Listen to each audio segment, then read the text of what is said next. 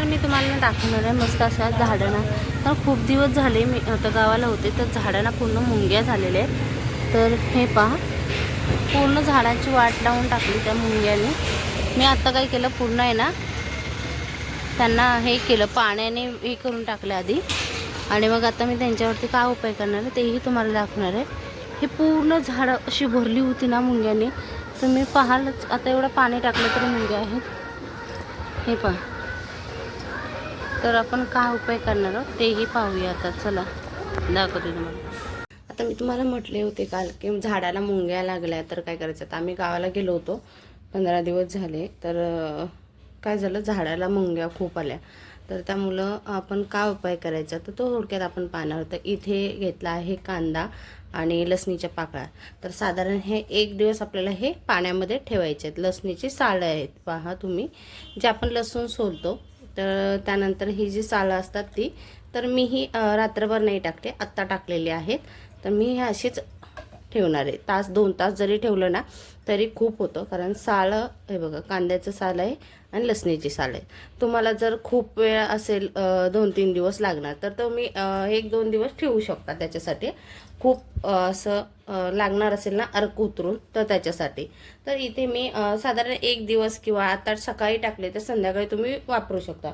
आणि घेतलेलं आहे इथं आपण हे कडीलिंबाची पालं. आता ती ओली नाही भेटली तर माझ्याकडे ही सुकी आहेत. तर सुकी पालं आहेत, त्यामुळे मी हे हातावरती थोडंसं असं चुरून घेणार आहे आणि तीही आपल्याला ह्या पाण्यामध्ये टाकून द्यायचे. आता हा एवढाच पाणी वापरायचं आहे का, तर नाही, मी तुम्हाला दाखवणार आहे पुढं पाणी किती लागणार आहे, त्याबरोबर अजून आपल्याला याच्यामध्ये काय वापरायचं आहे. तर हे आपल्याला ना छान असं मिक्स करून घ्यायचं आहे आणि हे साधारण 2-3 तास मी ठेवून देणार आहे. आणि मग ते वापरायचं कसं, याच्यात काय वापरायचं आहे अजून ते पाहणार. तर हे आता आपल्याला हे एकत्रितपणे असं मिक्स करून ठेवून द्यायचं. आणि ह्याच्यामध्ये एवढंच पाणी नाही, तर पाणी आपल्याला अजून वापरायचं आहे. तर हे हे आपण ठेवलं होतं काल, लसूण वगैरे टाकली होती आणि कडीलिंबाचं पाला सुका टाकला होता. तुम्ही ओला असेल तर ओला वापरला तरी चालेल. लसूण, कांदा आणि कडीलिंबा. आता हा पाणी आहे ना आपल्याला दुसऱ्या बरणीमधील, म्हणजे पाणी साल सकट नाही वापरायचं आपल्याला, हे पाणी काढून घ्यायचं आहे. तुम्ही 1 दिवस, 2 दिवस, 3 दिवस असं ठेवू शकता जर तुम्हाला तेवढा वेळ असेल तर. आता आपल्याला ह्याच्यात दुसरं आपल्याला काय वापरायचे तर ते दाखवते तुम्हाला. ते वापरायचं आपल्याला अर्धा लिंबू. तर हा अर्धा लिंबाचा रस याच्यामध्ये आपल्याला काढून घेऊया. आपल्याला बी किंवा कचरा नाही आला पाहिजे.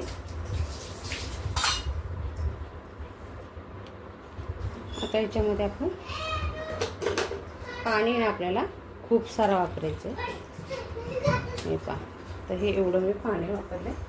आता आपल्याला ज्या बॉटलमध्ये आहे त्याच्या बॉटलमध्ये भरून घ्यायचं आहे. जा तिकडे शो.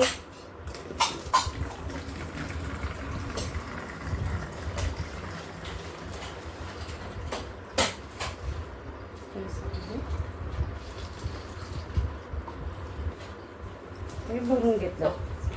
आता याला आपल्याला एक स्प्रे करायचं आहे त्याच्यासाठी. तर हे कसं करायचं, तर हे पहा, ह्याला किती साऱ्या अशा मुंग्या लागलेल्या आहेत. तर त्याच्यासाठी आपण हे स्प्रे करणार आहोत. तर स्प्रे कसा करायचा तेही दाखवते मी तुम्हाला. जिथं जिथे मुंग्या लागलेत ना, तर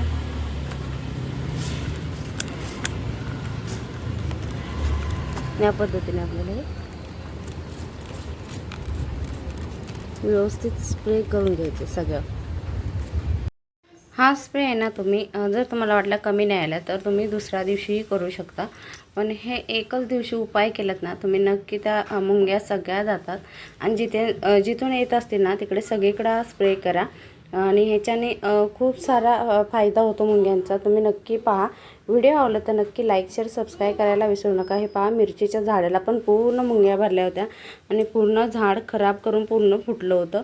त्यामुळं मला हे करावंच लागलं. ज्यावेळेला असतो आपण घरी त्यावेळेला काळजी घेतो. चला, बाय बाय.